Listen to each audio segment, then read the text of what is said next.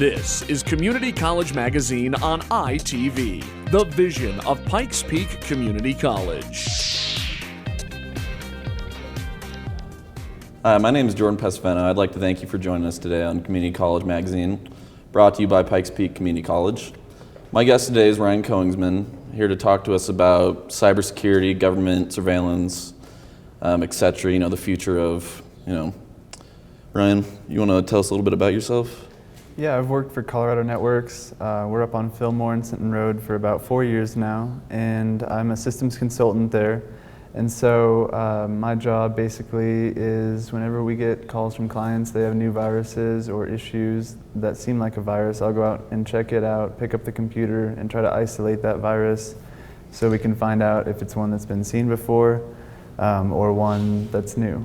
So what kind of viruses do you deal with on these laptops? We've had quite a few come in that actually the FBI was impressed that we found. Some of our clients have managed to find websites that we didn't know existed with terrible viruses that are new and able to spread between businesses very quickly and easily. So they can wreak a lot of havoc on local businesses. Oh, so you do a lot of work with the government? Yes, we work very closely with the FBI in their cybersecurity division. And so it's been a really good partnership. I've learned a lot from them, and we have shared a lot of information with them from our company as well. So it's been a very good relationship to have. That's awesome. Well, so the NSA and the FBI, we were talking about this before. You said that the NSA watches people using... That is very true, through many methods. First of all, pretty much every cell phone conversation that is had is either being recorded or monitored lively, which is a new development within the last 10 years. And do they have people monitoring these 24/7? Yes, 24 hours a day, 7 days a week. So they have Calls people are dedicated monitored. to this? Yeah, there's data centers that have been opened up with taxpayer money dedicated solely to keeping an eye on the American population. And how is that legal? Well, there's been many ways that the NSA has skirted around the laws that are in place to prevent things like this, and they say it's in the interest of national security. Well, they've had less than 10 concrete examples where this sort of surveillance has actually helped our country and prevented an attack. Okay. So it's technically legal. They're not doing anything illegal by intruding on people's emails and calls. No, that's debatable. There's loopholes that technically make it legal, although Congress is working right now to try to close those. But they keep Congress out of the loop about a lot of their activities as well, so it's hard to know what's being done. I gotcha. So is it also true that they monitor our cell phones through microphones even when the phone is turned off? No, that's not true. That's a common misconception. That's not possible. Yeah, I hear that a lot. Also, GPS tracking is not possible while the cell phone is turned off, so if you turn off your phone, you're going to eliminate that risk. Is it possible to turn on a phone remotely? Not that I've seen. Some phones do support that capability, but it hasn't been used by the government as far as anyone knows. Gotcha.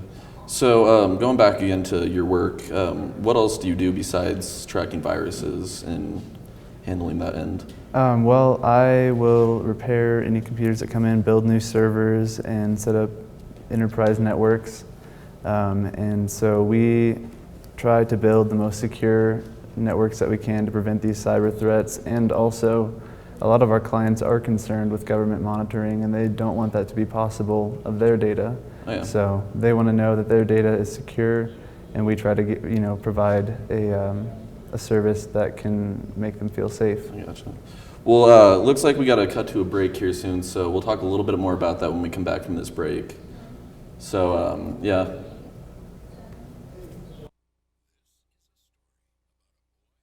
Girl and the never-ending wonder of fate.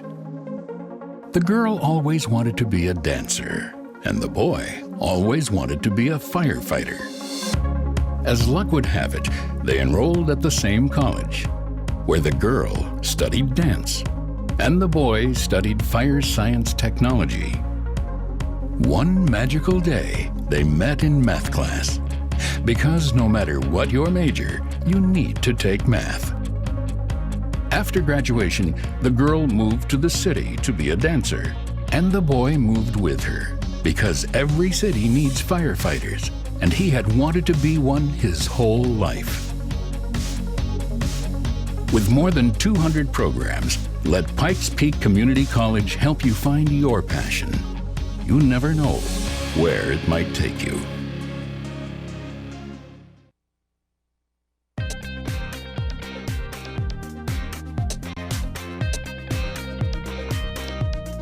And we're back. Thank you for joining us again today on Pikes Peak Community Magazine. I'm here with Ryan Koningsman, my guest. Before we went to the break, we were talking a bit about government surveillance and how they are monitoring our emails and our phones. Ryan, so we were talking about their surveillance. Has that kind of surveillance been effective in the past? And do you think it does any good to monitor the citizens of America? There have been a few instances where once, fairly recently, the unauthorized use of overhead drones in the United States airspace actually did save the life of a kid that was kidnapped. They were able to locate him and save him through the use of drones, despite the fact that was here in America, despite the fact that they did not acquire a warrant. Obviously, that's a good use of it. That's a situation where most people are okay with that. But so does that also fall under the new world order supposedly that Obama has put in place with drones flying United States airspace? Well, that's actually been happening for a few years now. They've had that technology ready to use, and they've done it long before people started talking about this recently. Gotcha. I believe this case where they rescued the child was in 2012, so... Oh, so that was a year ago. Yeah, and so it's just kind of coming to the light now, in my opinion. Well, yeah. Other people are also saying that, Obama putting this in place, having drones fly in the airspace is, an even bigger invasion of their privacy. Do you agree with that? I definitely agree that they're walking a fine line on what is and is not okay, and it's really up to the citizens to voice their concerns, I guess, and make it known whether or not this sort of thing is okay. Yeah. And what concerns would the citizens have to have with these airplanes being flying around? Well, it is a little uncomfortable to have an eye in the sky, keeping an eye on your every movement and every activity that you do all day long. And are these drones remote operated, or are there actual people at computers? They're unmanned, so they're remotely piloted from Air Force bases and installations like that. Okay. So, probably not in our lifetime we'll ever see drones flying around the airspaces, Colorado, but... Yeah, it's not going to be an everyday thing. Yeah, no, but it's something that is happening. It is happening, the technology is there, and it is being used. And other companies, too, are kind of branching out from that, like Amazon. I heard they're starting to design their own prototype drones for deliveries between facilities. Yeah. Can you shed any light on that? I think that's a really good technology. It could be useful. It could save on fuel and delivery costs, so I think it could be effective, but as for people being concerned about being watched by the Amazon drones, I think that's a little out of the question. I don't think they'll have to worry about that too much. Yeah, do you know if Amazon's the only one out there doing that currently? I believe UPS is also working on a similar thing, and the British Post Office is also working on them. Oh yeah. So, I gotcha.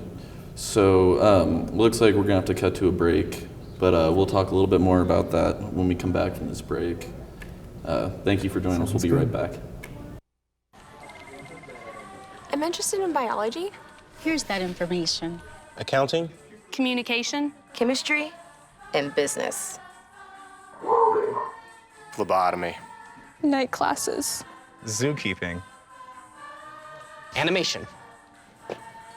Reanimation.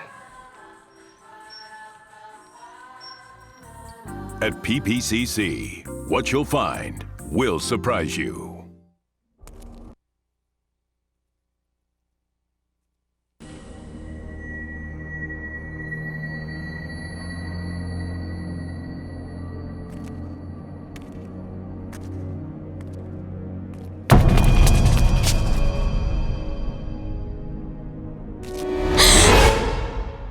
You shouldn't be out alone. You should be taking evening classes at PPCC.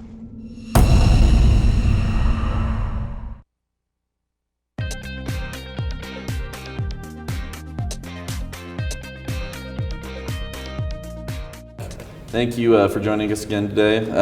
For those of you just joining, this is my guest, Ryan Koengsman.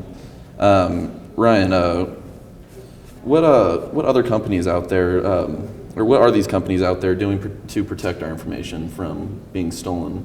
Not only from the government, but from other criminals out there? Well, large corporations such as Microsoft, Google, and Amazon are all coming together recently and realizing that the government surveillance is getting out of control and trying to put in methods to keep their international customers. Because many international customers are worried, they're in China, but their data is being stored in the United States because they're going through Microsoft's products. And they are worried that the government could be accessing their information, even though they're in a completely different country and our laws do not apply to them. So what methods specifically are they taking? They have been working on extreme encryption, encryption of the communication between the computer that's receiving the information in Microsoft, as well as encrypting all their servers and storage. So they are really taking a lot of steps to pull out all the loopholes and prevent the NSA from getting this data. So like all these new methods and steps that they're taking, precautions, to protect people's identities and information, is it effective? Yes, very. There are some methods of encryption that the NSA would have to spend immense amounts of money and resources trying to decrypt. Can you roughly estimate how much money these companies have already put into this project? I've seen figures in the millions already from Microsoft. I believe 12 million was what I saw recently. They've already put into new servers, new encryption methods, and new campaigns to try to inform everyone of these changes that they're making. Wow. Well, I'd like to ask you another question branching off from this. You told me that you were awarded Best Producer in high school. Yes. I'm a little curious about that. Can you tell me? Well, back in high school, I produced a news show similar to this, and we every day would get articles together and information presented in a news-like fashion, and so I would be in charge of that and make sure everything came together. I was the head producer for 2 years. And so that was a really good experience. It was a fun learning experience. Nice. And you did that where? At Cheyenne Mountain High School. Cheyenne Mountain High School? Yeah. Nice. And did you like it? Was it something fun? Yeah, I really enjoy video production and that aspect of it. So do you see yourself furthering more of a film career or more on the computer side? I really think I'd like to pursue a career in cybersecurity. Cybersecurity. And for those that don't know, what is cybersecurity? Just the protection and constant study of new threats to our computers, new viruses, new ways people can get in and steal information. Gotcha. So it's just a constant battle against that, against people who work to create these things. Gotcha. Well, all right, well, it looks like that's all the time we have here today. I'd like to thank you again for joining us. Thank you for joining us here today on Pikes Peak Community College Magazine, brought to you by Pikes Peak Community College. Thank you again, Ryan. It's been a pleasure talking to you. Thank you. Have a great day. Community College Magazine is presented by Pikes Peak Community College and ITV. For more information about our programs, visit ppcc.edu or call 502-3000.